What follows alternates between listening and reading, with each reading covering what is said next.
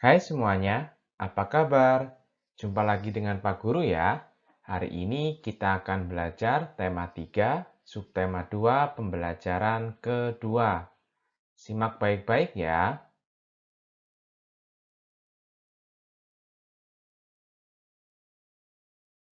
Udin, Siti, dan Lani sedang berbincang-bincang di depan kelas. Mereka baru saja selesai beraktivitas di luar kelas. Sinar matahari pada siang itu sangat terik dan menyengat. Mereka terlihat lelah dan kehausan. Nah, dimulai dari Lani ya. Wah, aku sangat lelah. Udara pagi ini juga sangat panas. Aku haus sekali. Kemudian, Udi menyaut dari bicaranya Lani. Benar sekali, Lani. Bagaimana jika kita beli minum limun dingin yang dijual di depan sekolah kita? Aku baru lihat bapak-bapak yang menjual limun tadi. Kemudian Siti menjawab pertanyaan Udin.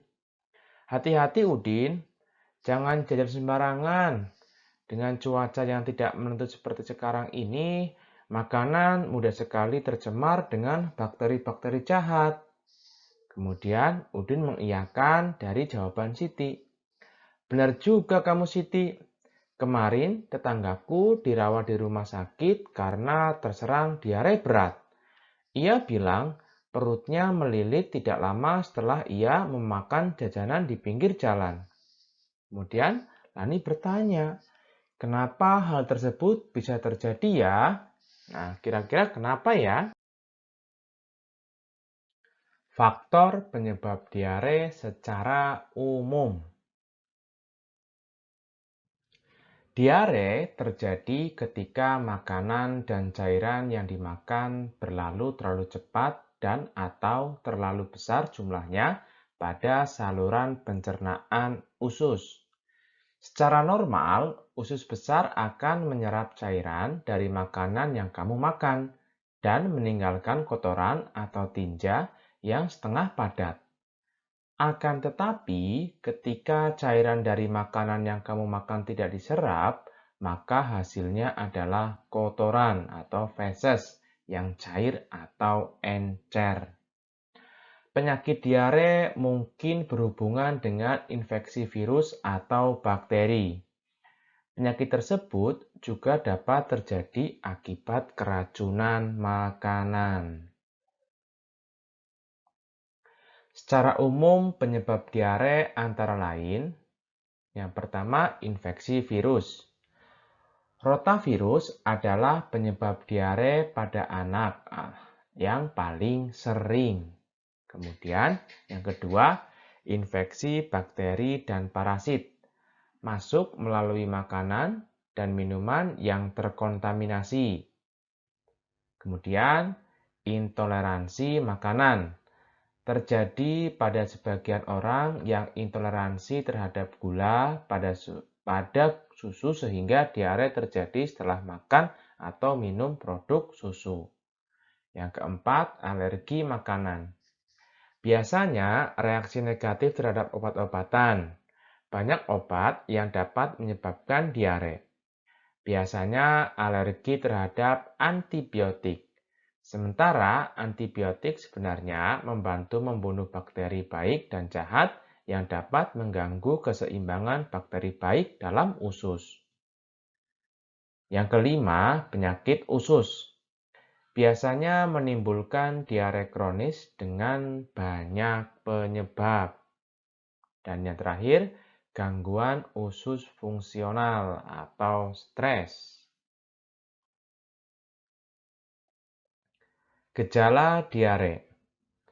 Secara lebih lengkap, tanda dan gejala yang biasanya menyertai penyakit diare antara lain 1. Buang air besar encer dan sering. 2. Kram perut. 3. Nyeri perut. 4. Demam. 5. Darah dalam tinja. 6. Kembung.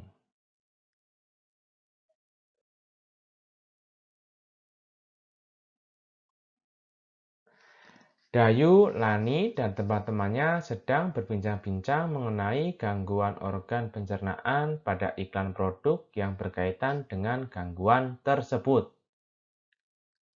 Lani berbicara, "Semalam aku melihat iklan obat sakit mah yang baru di televisi, Lan. Sama persis dengan obat mah yang pernah kamu bawa saat kamu sedang sakit mah." Kemudian, Lani menyautnya, "Iya, aku juga sering melihat iklan itu. Iklan itu terlihat menarik karena ia menggunakan seorang penyanyi yang terkenal di televisi saat ini.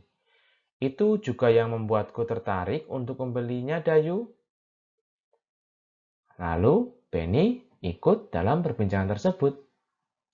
Ternyata banyak cara ya yang dipakai oleh sebuah perusahaan untuk mempromosikan produknya. Aku pernah melihat sebuah iklan obat demam anak yang menggunakan badut.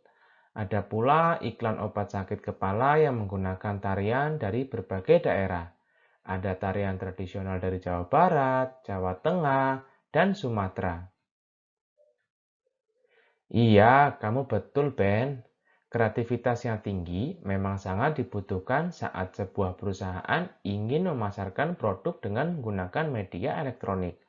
Hal ini agar para penontonnya tertarik dan mau mencoba produk tersebut.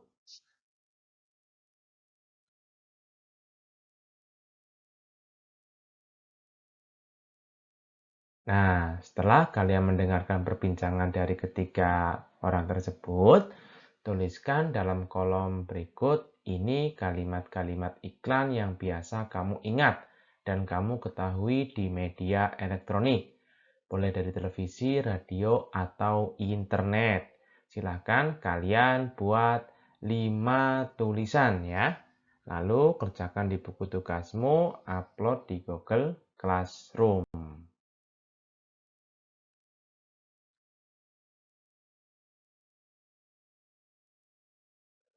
Berikutnya ada bacaan tentang tarian tradisional dari daerah Kalimantan.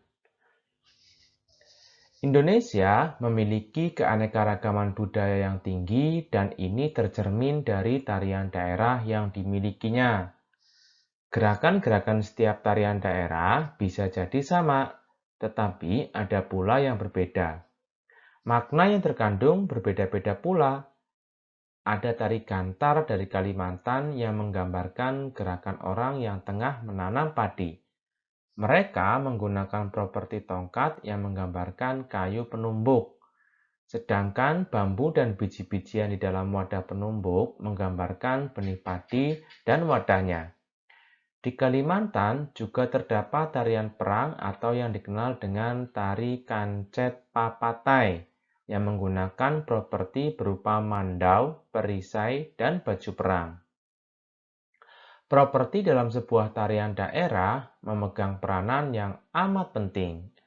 Properti tari merupakan bagian dari perlengkapan tari yang dipergunakan untuk meningkatkan estetika atau keindahan sebuah tarian dan untuk memperdalam makna yang terkandung dalam sebuah tarian.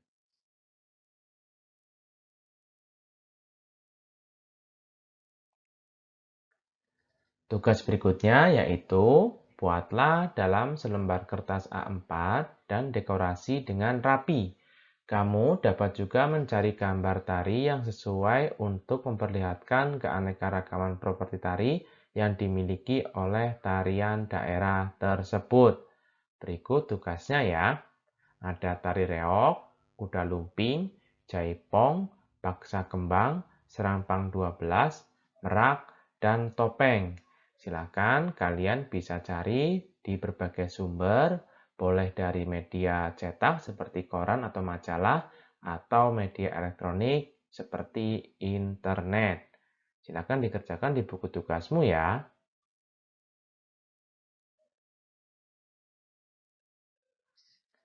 Pelajaran hari ini cukup sekian. Dan jangan lupa jika kalian ke sekolah selalu memakai masker agar terhindar dari berbagai macam virus bahaya.